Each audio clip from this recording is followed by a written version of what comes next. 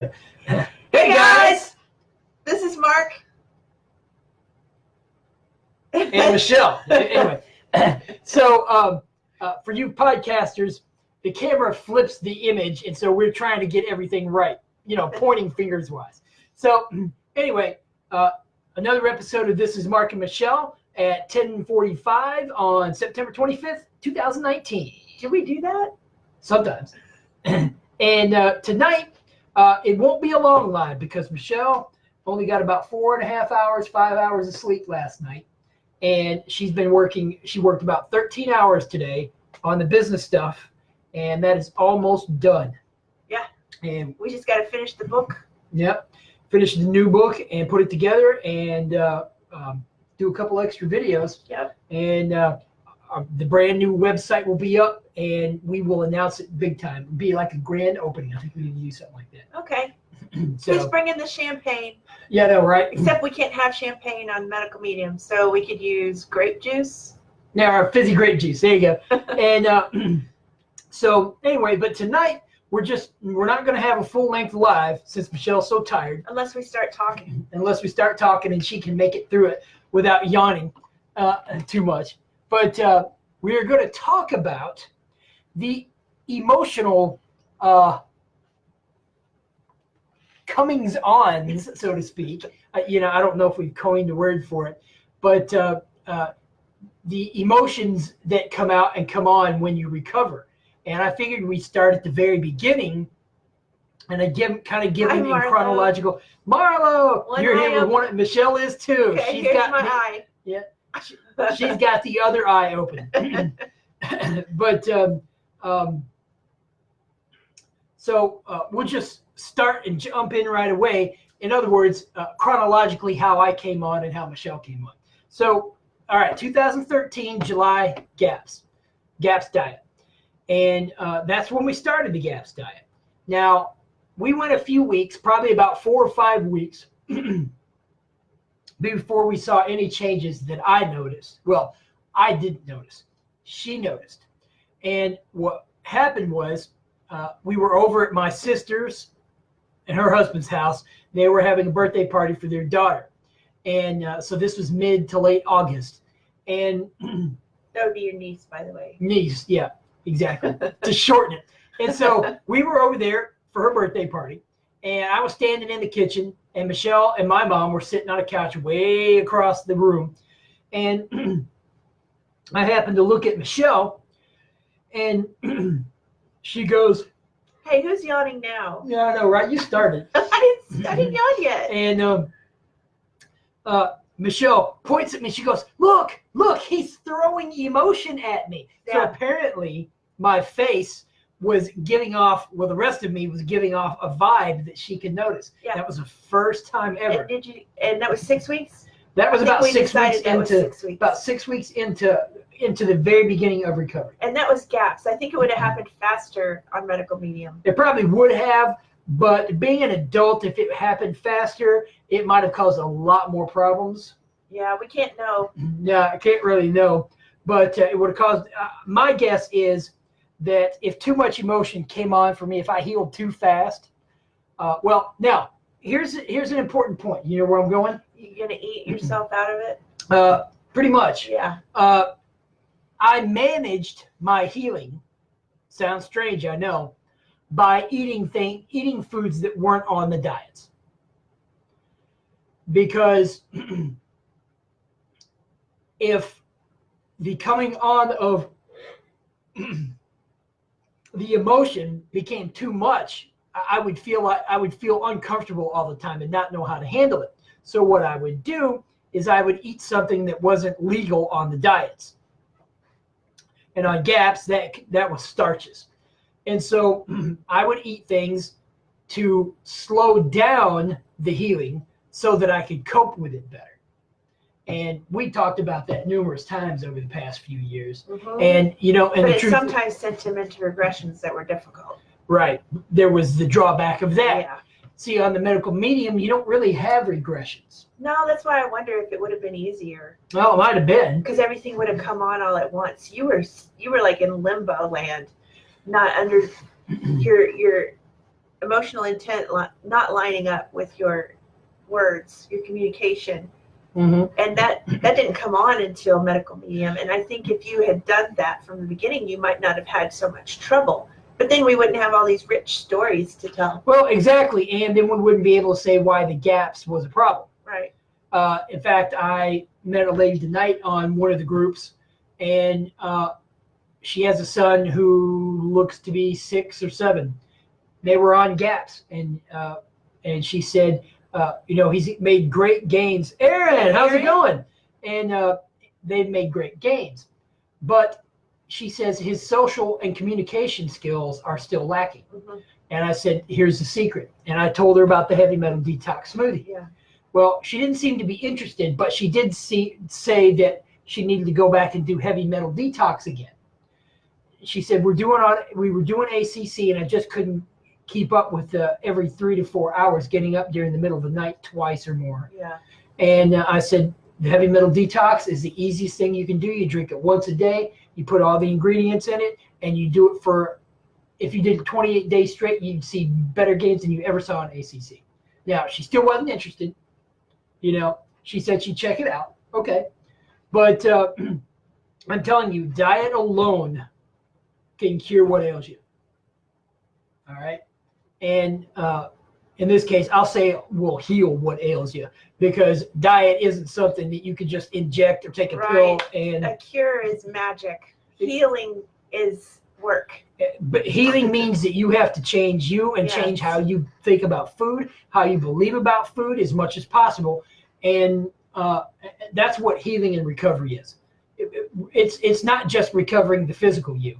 It's recovering all the things that you were taught about food that were detrimental to your health, or all the things you were taught about yourself that are detrimental to your health.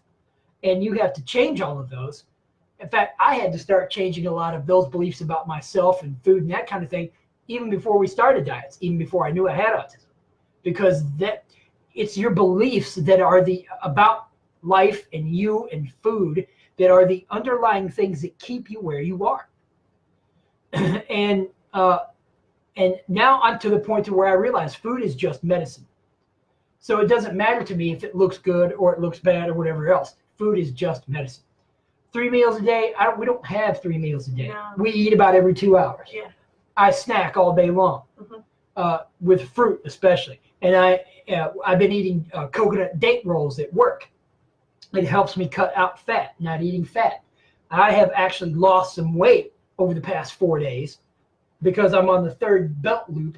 Congratulations. And it's not overly tight or even tight, really. I know how hard it was to give up fat. Yes. And my face is thinner, and I don't look inflamed all the time. And fat was the culprit. And I think for a lot of people who have backed up livers, fat is the culprit. So if you have backed up lymph like I do, it's gotten a lot better. It's the liver. Yeah. It all stems back to backed up liver. I know that sounds controversial, or I've never heard that, but it's true, because your liver is your biggest detoxing organ. So we started, that was August of 2013 when we first started seeing emotional changes.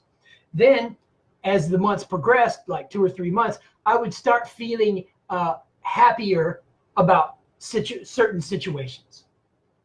I could feel happiness over certain situations. Now, it wasn't happiness all the time, and I still had lots of anxiety. And it's real interesting to note that it was often the garlic that made you happier. Right. That would be the pandas. And garlic killing off the back. Jamie Truan, how are you? Sorry about the yawn. It's like talking with your yawn full. But the pandas on the gaps, garlic and the probiotics took care of that every time, I think. Yeah, but it kept coming back because you were feeding it. Exactly. And that's the problem with gaps. Right. And, it's a problem with medical medium, too, because you keep feeding the bacteria, the strep foods, and that kind of stuff, it comes back. Well, so if you're not doing it exactly like he says, then yeah. Exactly. You have to do it exactly like he says. So then spring of 2014, I remember feeling blame for the first time. Now that was unusual because that was like a combination of guilt and shit. Marlo, coconut date rolls. We have them in bulk at Whole Foods. I'll see if I can't send you a picture of one. They're really good. It's just date paste rolled in shredded coconut. Now, coconut is fat. It is, but it's not lots. Right.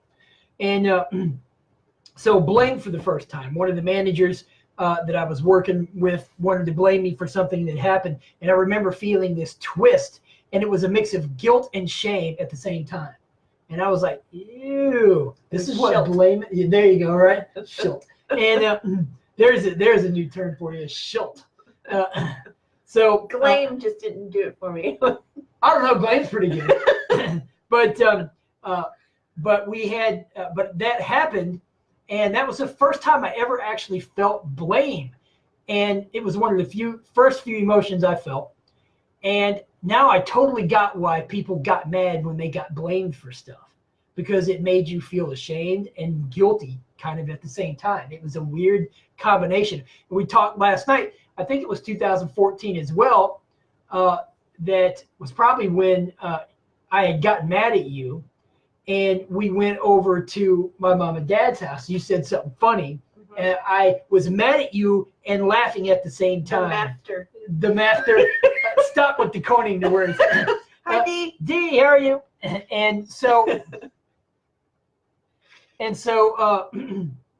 but then as time goes on, 2014 was also the first time that I ever defended myself. And I think we talked about that last night too, but I'll make that short story quick. Because the woman I worked with, her general mode of interacting with people was to yell at them. And that's how she got people to do things. She wasn't a boss or anything. But I had put too many beans on to cook. And she got mad. And she said, that's too many beans.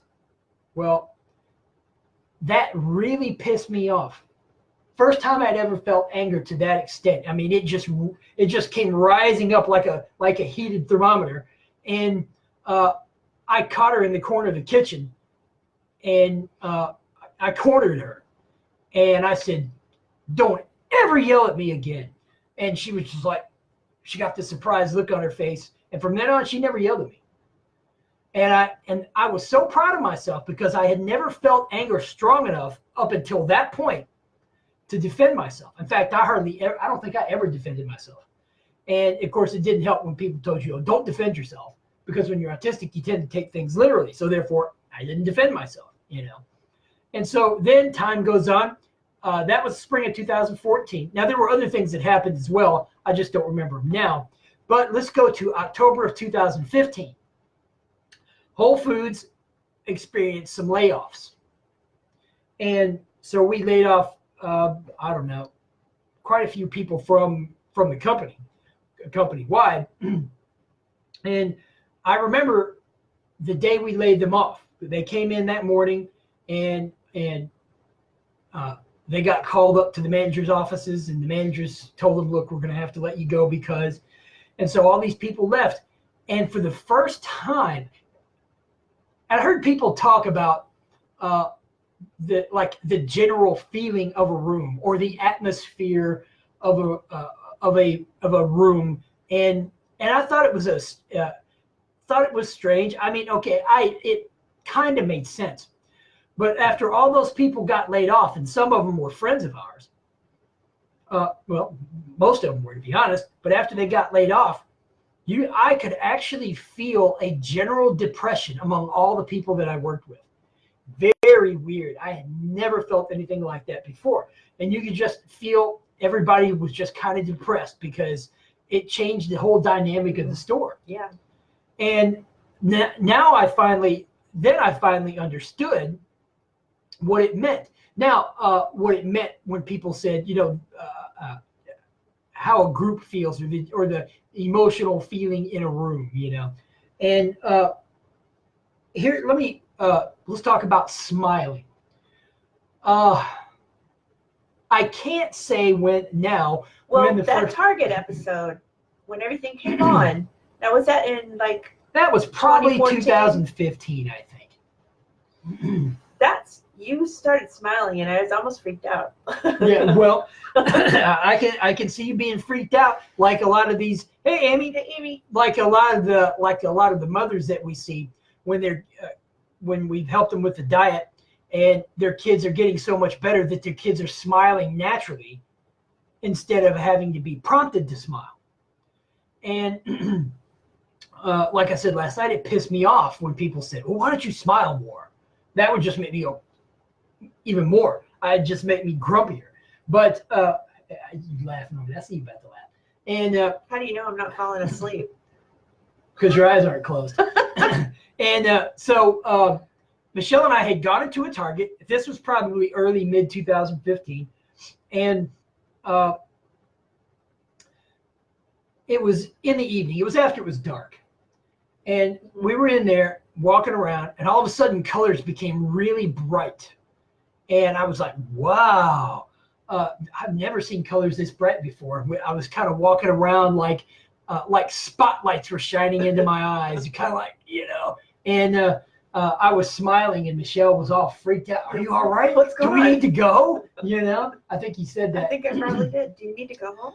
And so I said, no, it's just everything is bright. I said, wow, look at that shaving cream. And because it was like in a lime green can. It was like Barbasol or something. And in a lime green can with bright hot pink letters on it. And I was like, wow. And the toilet paper was in bright orange. It was just all the colors. I mean, it was like they were looming over me and going to crash down on me. They were that present. And yeah, I just remember the smiling from that, because you didn't smile prior to that, not hardly at all. Yeah. And I didn't smile in pictures normally either. In fact, on our website, she pointed out a picture. Was it 2009 that picture was, where we were at the place in St. Louis? 2008. And I'm sitting behind Michelle. Michelle's having a great time. She's got a huge smile on her face, and I'm looking like this. You looked worse than that. You can't even do it anymore. Yeah, There's too much light. There's too much. Yeah, no. Yeah. And too much sparkle. I know, right? I had dead eyes, no smile. It's on the website. Yeah. You'll see it. But so then we get to 2016, and in 2016, it's kind of when all of that stopped. We'd been on the gaps for 3 years by that point. And I got sick in 2015. You did, with adrenal fatigue so bad she spent a whole month in a chair and literally just a couple of nights sleeping, a couple of hours a night sleeping. And so 2016 came along, and I was making friends more. I should say relationships were developing more.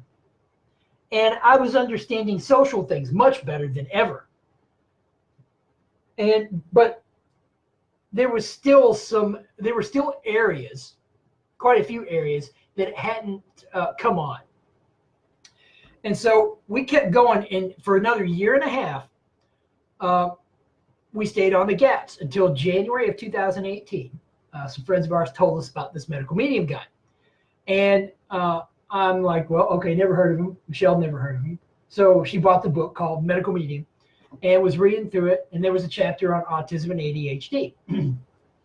And so I read that chapter, and we talked about it. We jumped into that one like we jumped into gaps, just both feet, head first, whatever you want to call it. I guess you could do head, feet, and both first. And wow.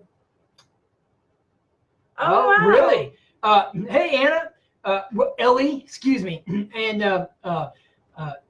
Deanna, when was that? Do you remember? Because I don't remember. See, I don't have a memory now. I used to have that was probably... Was that the old store there in, not Festus? But, I don't know which time it was. Yeah. Dee says, I still remember the first time you hugged me and smiled. I almost fell over. I could see you awake. See, that's pretty cool. Yeah. And Dee doesn't see us very much, so... No, like once a year. And so that'll be changing pretty soon. Yeah. But anyway, so 2016, 2017, 2018. So January of 2018, we did that heavy metal detox smoothie. And wow, that was amazing. Yeah. For both of us. Yeah, because it got rid of her anxiety in that 28-day, well, 35 days. I think we did that 28-day cleanse. But I think like week 3, I was already feeling less anxious. And but you know what we skipped? Me what? waking up. Well, that's why it's on you now. Go ahead. I thought we were going to have a short live today. Well, you said if we get started talking, I said, we're obviously talking. Well, I'm talking. You go ahead. So as Mark woke up, I realized I was asleep. But mine was conscious. His was unconscious. Yeah. So I had shut down to be with him. Yeah. Because that was so difficult otherwise. It was very difficult to live with. So I had to figure out how to wake up, because all of a sudden he would say, "Why aren't you reacting to me?" Yes. I'm like, "What are you talking about?" Yeah, because you're not responding emotionally to me. Yeah, he was saying that. I was like, talk about. And he has no height memory of being who he was before. And here I am living 19 years with this same person. All of a sudden he says, "Why aren't you responding to me?" So we got in a fight about that, actually, because it was pretty hard. Yeah, because I said that, you're not responding to me. And she goes, "You haven't responded to me for 19 years. And we got into it over that. Yes, we did. And so, go ahead. Keep going.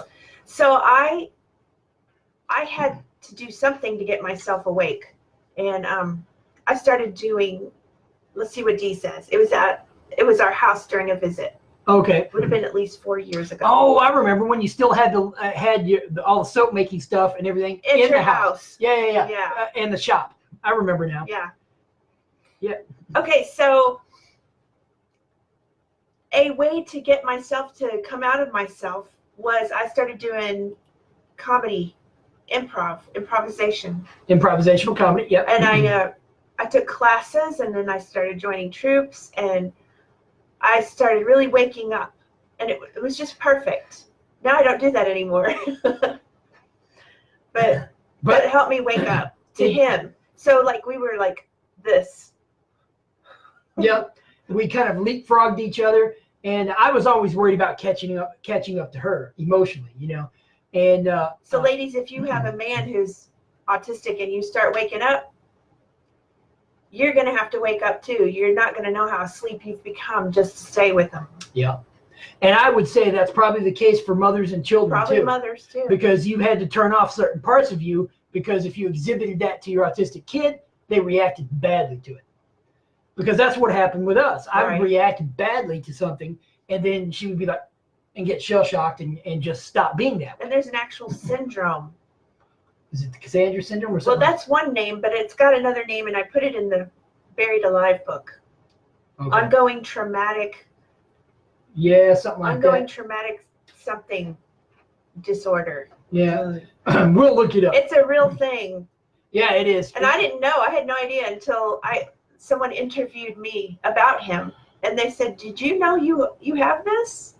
And I said, "Oh, okay." So it was good to see that I actually had something that happens when you're shut down, but you can get out of it. You can. Using lots of energy medicine, and I chose to do improv. Thank you, Dee. Yeah. And just find a way to wake yourself up. Yeah, get back to who you are. And that has been the biggest thing, because as I've woken up, she's had to wake up, because the relationship wouldn't have survived if we both hadn't grown.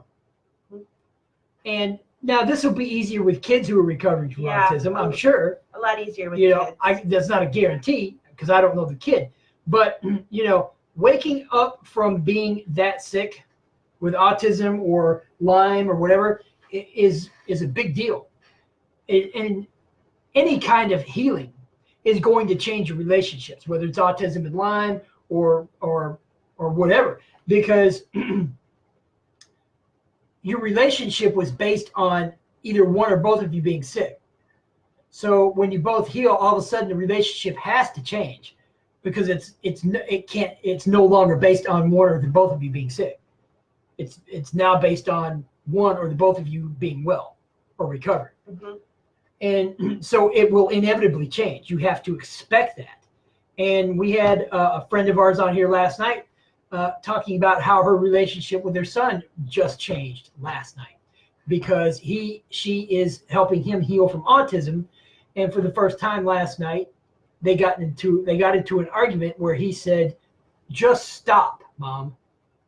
He'd never done that before. Yeah. And it's a great thing that that's happening, because that means he's coming out of autism and he's waking up to what's in here. But the mom's going to have to figure out how to relax into this new person that's going to emerge. Mm-hmm. And that's hard. It is. It's scary. But you can do it. Well, and as she said early on, I wasn't sure if the person that was waking up was a person I was going to like, or more if he was going to like me anymore. And I like her even more. Yeah, it worked out. So, are you finished? I'm finished. Well, I'm finished. Yeah, okay. I'm finished. I'm well, tired. Then we must be finished. Okay. So, guys, we will see you tomorrow night at the same time. Continue the heavy metal detox smoothie, the celery juice, and the lemon water. And definitely go to www.healyourautism.com and download the book, Buried Alive, One Man's Journey Out of Autism. And you can pre-order the book that we are almost finished with, which is called Heal Your Autism's Do-It-Yourself Guide to... No, you do. Guys, we don't have this memorized Not yet. yet. Apparently not. Heal Your Autism's Do-It-Yourself Guide. Healing begins in your kitchen. In your kitchen. You got it. So, and it does. It really does. You can use food to heal whatever is ail you. All of it. Whatever ails you. There you go, because I didn't say anything that right. Did we say everything we meant to say? If we didn't, oh well. All right, guys. See you tomorrow night. Okay, guys. Bye. Bye.